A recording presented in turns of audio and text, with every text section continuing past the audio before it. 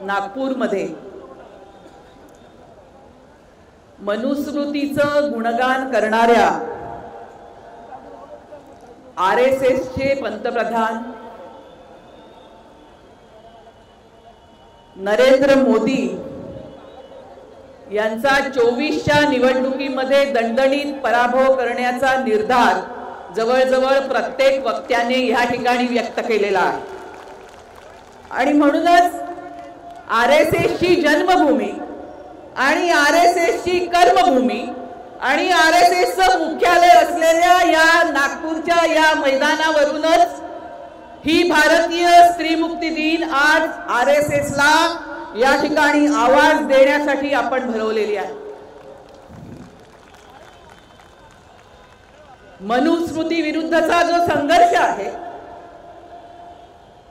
हा संघर्ष 27 साली बाबासाहेबांनी मनुस्मृतीचं दहन केलं, तिथून नाही सुरू झालेला। हा या देशाच्या इतिहासामधला सनातन संघर्ष आहे की जो महात्मा बुद्धांपासून सुरू झाला।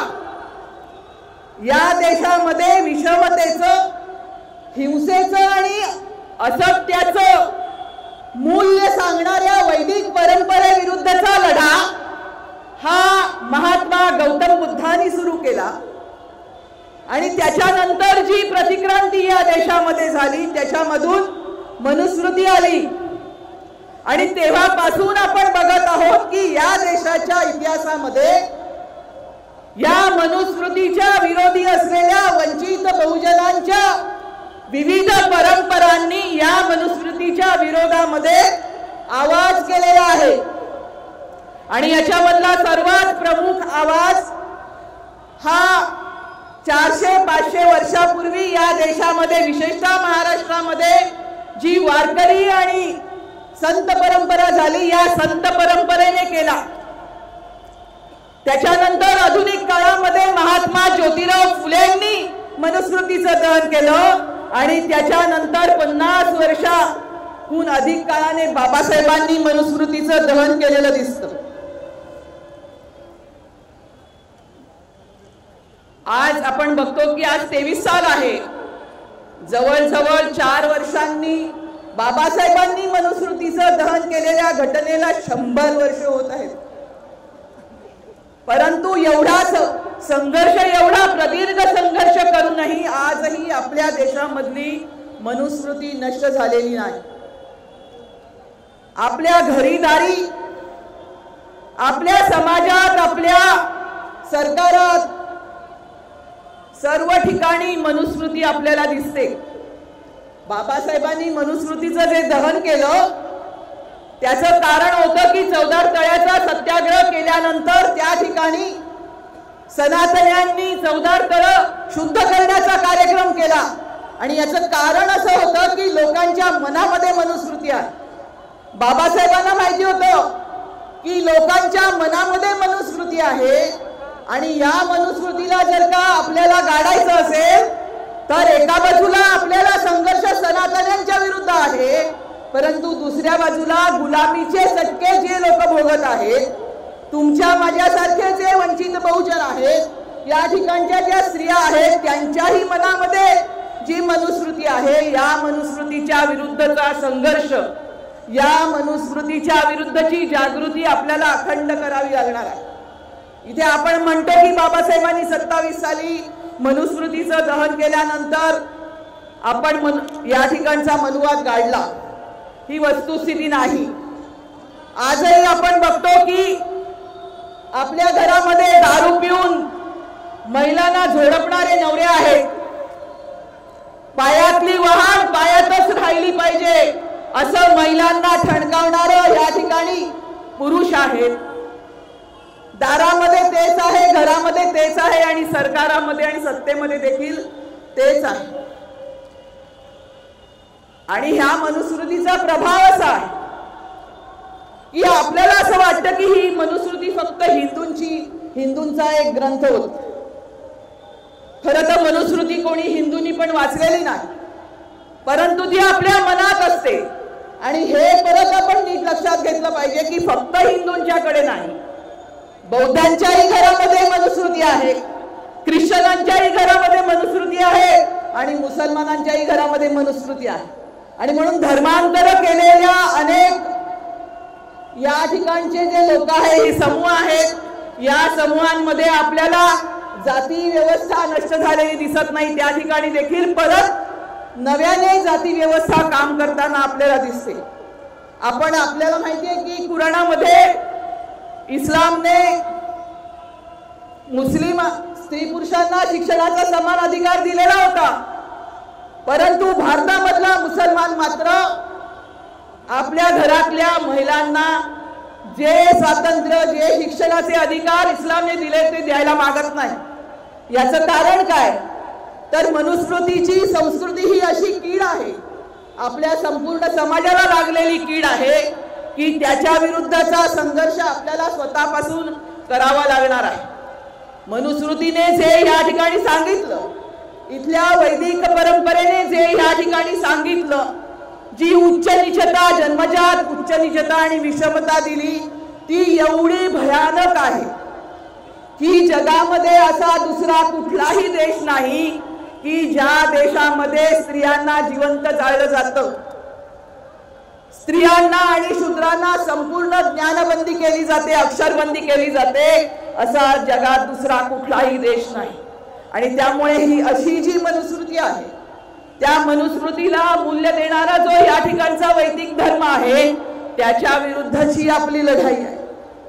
आपण एक लक्षात घ्या या ठिकाणी की संविधान बाबासाहेबांचं आहे, परंतु कायदा संविधानाचा आहे, परंतु व्यवस्था मात्र मनुस्मृतीची आहे. अशी आपली परिस्थिती आहे. मनुस्मृतीने एक सर्वात महत्वाचं सूत्र सांगितलं आणि ज्याच्या विरुद्धचा संघर्ष आज या ठिकाणी वंचित बहुजन आघाडीच्या माध्यमामधून आपण उभा केलेला आहे. कोणता सिद्धांत आहे हा? अनेक सिद्धांत सांगितले. कोणी या ठिकाणी सांगितलं की महिलांना कसं घरामध्ये बापाच्या, नवऱ्याच्या आणि मुलाच्या ताब्यात राहावं लागतं, हे तर आहेच, परंतु सर्वात भयंकर जो काही संदेश मनुस्मृतीने दिलेला आहे तो हा आहे की स्त्री आणि शूद्र हे सत्ता ग्रहण करण्याच्या लायकीचे नसतात. स्त्री आणि शूद्रांना कधीही सत्ता देता कामा नये, त्यांना कधीही न्यायनिवाडा करायला देता कामा नये, कारण त्याच्यासाठी त्यांची बुद्धी असत नाही. आपला संघर्ष मनुस्मृतीने ही जी आपल्यावरती राजकीय गुलामी लादलेली आहे त्याच्या विरुद्धचा संघर्ष आहे. आणि लक्षात घ्या या ठिकाणी की हे फक्त भाजपने निर्माण केलेलं पाप नाही आहे. आज मनुस्मृतीचं समर्थन करणारा किंवा मनुस्मृतीवर प्रेम करणारा RSS आणि भाजप हे आपले जरी शत्रू असले तरी प्रत्यक्षामध्ये आपण बघतो की संविधान घेतल्यानंतर सुद्धा 70 वर्ष झाली तरी या देशाच्या लोकसभेमध्ये स्त्रियांची संख्या 15% पेक्षा वाढली नाही. या ठिकाणच्या विधानसभांमध्ये स्त्रियांची संख्या 10% पेक्षा कमी आहे. आणि आपण असं बघतो की या ठिकाणच्या ज्या स्थानिक स्वराज्य संस्था आहेत, या स्थानिक स्वराज्य संस्थांमध्ये आपल्याला आरक्षण जरी दिलेलं असलं तरी प्रत्यक्षात या ठिकाणी हे आरक्षण कोणाच्या देशात जात आहे, तर या ठिकाणची जी घराणेशाही आहे, या घराणेशाही मधली जी घराणी आहे त्यांच्या घरातल्या महिलांच्या हातामध्ये सत्ता देण्याचं काम या ठिकाणचं आरक्षण धोरण करतं. म्हणजे एक प्रकारे आपण बघतो की एका बाजूला संविधान जरी असलं, संविधानाचा कायदा जरी असला आणि संविधानाने आपल्याला या ठिकाणी अनेक अधिकार दिलेले असले तरी या ठिकाणच्या जो 85% वंचित बहुजन आहे त्याच्या घरात सत्ता पोचली नाही, त्याच्या घरात शिक्षण पोचलं नाही, त्याच्या घरामध्ये कोणत्याही अर्थाने आज जर का आपण विचार केला, इथे अत्याचाराच्या प्रश्नावरती अनेक जणी बोलल्या, फक्त अत्याचाराचा प्रश्न नाही आहे. आज या ठिकाणची आरोग्यविषयक धोरणं घ्या. आज आपल्याकडे आपण बघा की आदिवासी स्त्रियांना आपण शिक्षणाचा अधिकार देतो, परंतु प्रत्यक्षामध्ये इकडच्या शाळांची अनुदान बंद करण्याचं काम सरकार करत आहे. सगळी जी आपली धोरणं आहेत त्याच्यामधून इथली गरिबी आणि बेकारी वाढते आहे. आमच्या गरीब महिला आज या ठिकाणी कामासाठी तडफडत आहेत आणि गरिबीमुळे आज त्रस्त आहेत. हे सर्व कुणासाठी आहे, तर या ठिकाणचा जो 85% बहुजन आहे त्या ठिकाणच्या स्त्री पुरुषांसाठी आज ही व्यवस्था आपण बघतो आहोत की जुन्या मनुस्मृतीपेक्षा कोणतीही वेगळी नाही। याच्या पार्श्वभूमीवर आज आपण या ठिकाणी ही प्रचंड सभा घेतली आहे आणि या ठिकाणी मला माहिती आहे की वंचित बहुजन आघाडीच्या माध्यमामधून काम करणाऱ्या आमच्या हजारो महिला आज समोर बसलेल्या आहेत आणि आपल्याला माहिती आहे की महाराष्ट्रामध्ये असेल देशामध्ये असेल की खऱ्या अर्थाने मनुस्मृतीने जे आपल्याला राजकीय गुलामी दिली त्याच्या विरुद्ध आवाज उठवणारी एकही महिला संघटना आपल्याला दिसत नाही। त्यावेळेस आमच्या तळागाळामध्ये स्वतःच्या संघर्षामधून काम करणाऱ्या ज्या महिला आहेत हजारो महिला त्यांच्या माध्यमामधून ह्या मनुस्मृतीच्या विरुद्धचा एल्गार आज आपण या ठिकाणी करत आहोत आणि म्हणून परत एकदा या ठिकाणी या मनुस्मृती दहन दिनानिमित्त आपल्याला जो संघर्ष आहे त्या संघर्षाबद्दल आपल्याला आठवण देते आणि मी आपली रजा घेते। जय भीम।